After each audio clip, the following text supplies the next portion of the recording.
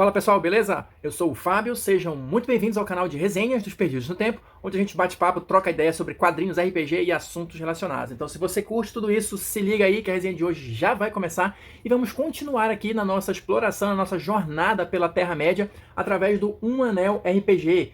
Livro que a gente está explorando aqui capítulo a capítulo, né? Quem tá ligado no movimento sabe que a gente está avançando aqui. E quem tá chegando agora é só conferir aqui a nossa playlist exclusiva do Um Anel RPG para acompanhar a série desde o início, ou se perdeu algum vídeo, quiser refrescar a memória, enfim. Vai lá, depois volta aqui pra gente seguir viagem tranquilo, sem problema, e continuar a descobrir, a desvendar os mistérios da Terra-média através do Um Anel RPG, beleza?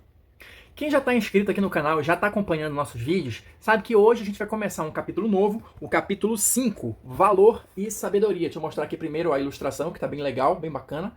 Aproximar aqui, Valor e Sabedoria, que são duas características que, na verdade, a gente já falou um pouquinho sobre elas quando a gente estava comentando o processo de criação de personagem, mas aqui a gente vai explorar um pouquinho mais a fundo, ver os desdobramentos em termos de mecânica e tal dessas duas características. Já adianto para os interessados que vai ter uma mini sessão esculacha aqui no vídeo, que eu vou fazer algumas considerações a respeito de mais alguns probleminhas técnicos que eu identifiquei aqui durante a leitura do livro, beleza? Então vamos lá, para a gente começar a conhecer melhor o valor e a sabedoria, a gente precisa entender o que eles são. Eu vou ler um trechinho aqui do livro para vocês entenderem, olha só. A grandeza heróica de um aventureiro pode ser medida de diferentes maneiras. O Um Anel usa dois medidores para mostrar como um aventureiro cresce ao longo do jogo: o valor e a sabedoria. Basicamente, o que é cada um deles? Bem rapidinho. A sabedoria, ela vai representar a confiança, né? A autoconfiança do seu personagem, o bom senso dele. Enquanto que o valor vai ser basicamente a medida da coragem, da bravura dele, tá? Vou ler um trechinho de cada uma também, para vocês fixarem melhor aí essa ideia. Então vamos lá. A sabedoria. Porque o detalhe aqui é o seguinte: não pensa só nessa questão de gastar experiência e ganhar bônus, né, no jogo. Não. Pelo que o livro apresenta aqui, cada uma dessas características ela vai ter uma influência, ou pelo menos deveria ter, né, uma influência mais profunda na maneira como você constrói o seu personagem. Quer ver? Olha só. Vou ler um trechinho aqui da sabedoria. Olha só. Se o jogador escolher sabedoria ao invés de valor, ao gastar pontos de experiência, isso sugere que a aventura está afetando o herói jogador sutilmente, mas profundamente. Começando como um indivíduo ingênuo, com um espírito aventureiro, os aventureiros podem alcançar a maturidade e a lucidez dos sábios. Ou seja, mais do que simplesmente você ganhar alguma vantagem aumentando a sua sabedoria, isso em tese vai representar em como aquela jornada ali está afetando o seu personagem. Você pode usar isso aqui como uma dica de interpretação, né? Um norte para você seguir nas escolhas que você vai ter que fazer a respeito do seu personagem, tá? A mesma coisa acontece com o valor. Olha só. Se o jogador decidir favorecer o valor em comparação com a sabedoria no decorrer do jogo, o status do herói jogador, aos olhos de outros, será determinado principalmente por suas ações e feitos. Mesmo desde o início mais humilde como um aventureiro errante, os aventureiros podem um dia ganhar a reputação e o respeito de heróis ou reis famosos. Ou seja, querendo ou não, isso meio que vai diferenciar a abordagem que o seu personagem vai ter naquela jornada. Ele é mais aventuresco, ele está ali na linha de combate e tal, então talvez você deva privilegiar o valor. Se ele é um personagem mais introspectivo, né, que procura resolver as coisas de outra maneira, ou estudar, ou encontrar uma forma mais sábia, vamos colocar assim, de resolver os problemas, talvez seja mais interessante seguir o caminho da sabedoria. Só para deixar claro, você não necessariamente tem que escolher um ou outro, tá? Você pode ir alternando, né? Cada vez que você ganha um ponto, você pode alternar. Colocar um em sabedoria, outro em valor e etc e tal. Você não precisa escolher um e seguir somente nele. Mas, para efeitos de interpretação do personagem, acho interessante que você tenha em mente esses trechinhos que eu acabei de ler.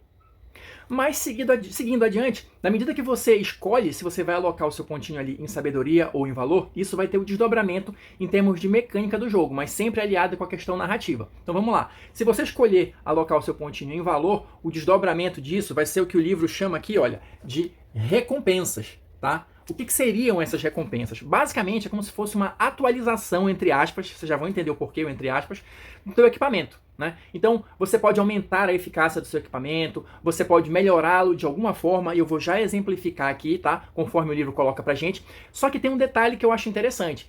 Como eu falei, isso tem que ser associado com a narrativa. Então, o seu equipamento ficou melhor, a sua arma ficou melhor, a sua armadura ficou melhor. Mas como assim? Olha só esse trechinho. Cabe ao jogador decidir se uma recompensa representa a descoberta de uma propriedade anteriormente desconhecida, de um item, arma ou armadura, ou se isso representa um item inteiramente novo, né? Um item, uma arma ou uma armadura inteiramente nova. seja qual for a escolha, são encorajados a integrar as decisões em uma narrativa, contando a história de como receberam um presente ou tiveram o seu equipamento melhorado.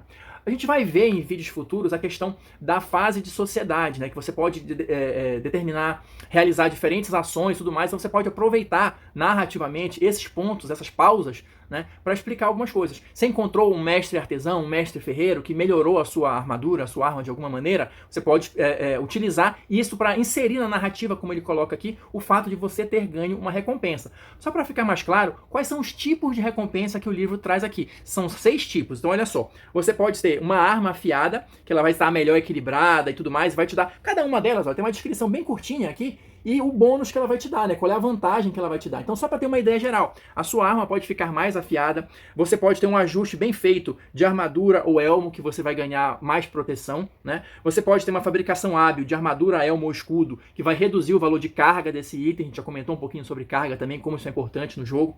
A sua arma pode ser mortal, que vai ganhar mais ferimento, né? Vai conseguir dar mais ferimentos em ataques bem-sucedidos. Ela pode ser uma arma perigosa, que vai dar mais dano, né, durante o combate. Pode ser um escudo reforçado que vai ganhar bônus de bloqueio. Então, basicamente, essas são as 6 recompensas que o livro traz aqui. E aqui eu vou fazer o meu esculacho de oportunidade. Por quê? Aqui, como eu falei, a gente está desdobrando os conhecimentos sobre valor e sabedoria. E a gente já tinha comentado sobre eles quando a gente estava falando lá atrás do processo de criação de personagem.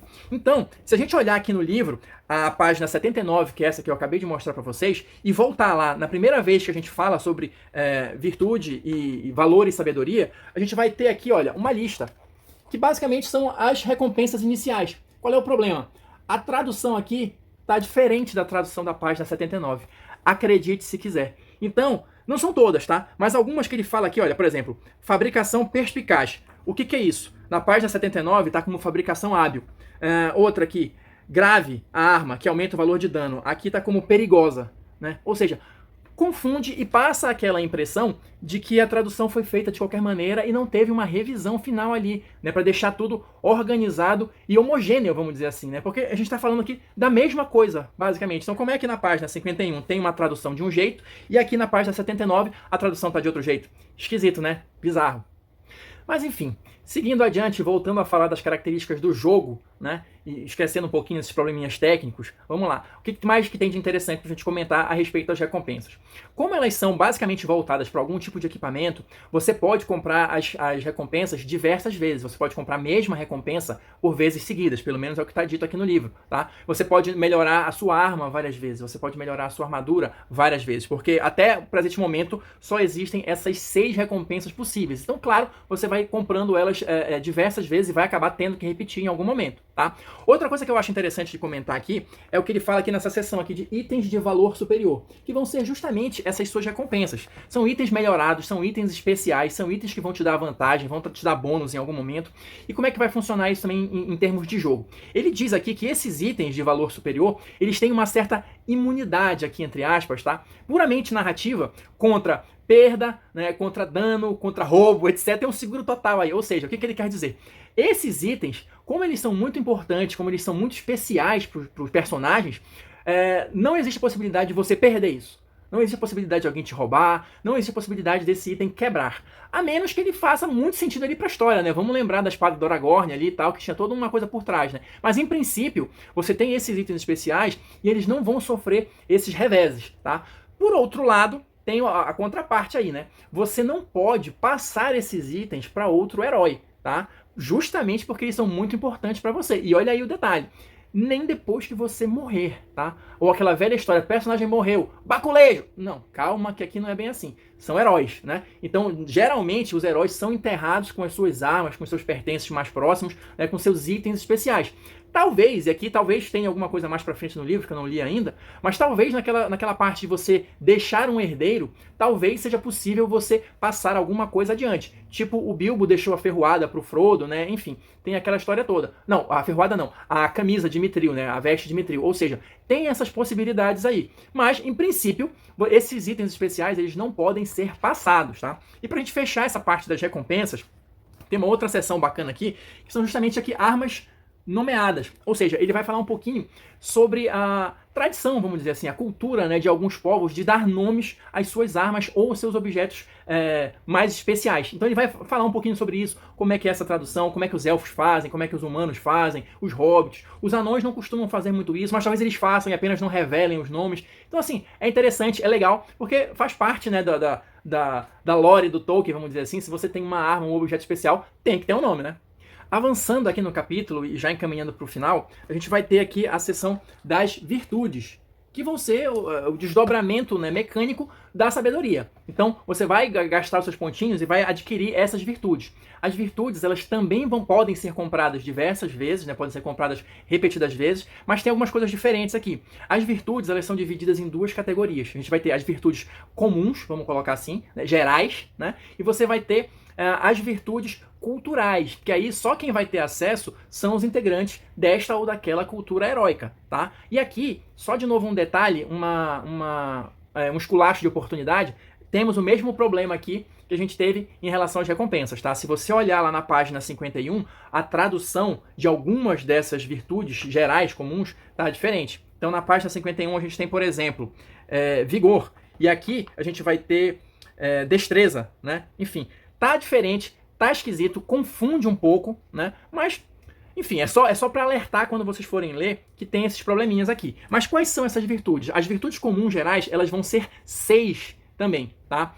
Olha só, a gente vai ter aqui a aptidão, né, aperfeiçoar talentos inatos. É uma descrição bem simples, bem curtinha, e o bônus que ela dá. A gente vai ter a confiança, que aumenta a sua esperança. A gente vai ter a destreza, que aumenta o seu bloqueio. A gente tem maestria, que algumas perícias vão ser favorecidas, né, algumas perícias extras vão ser favorecidas.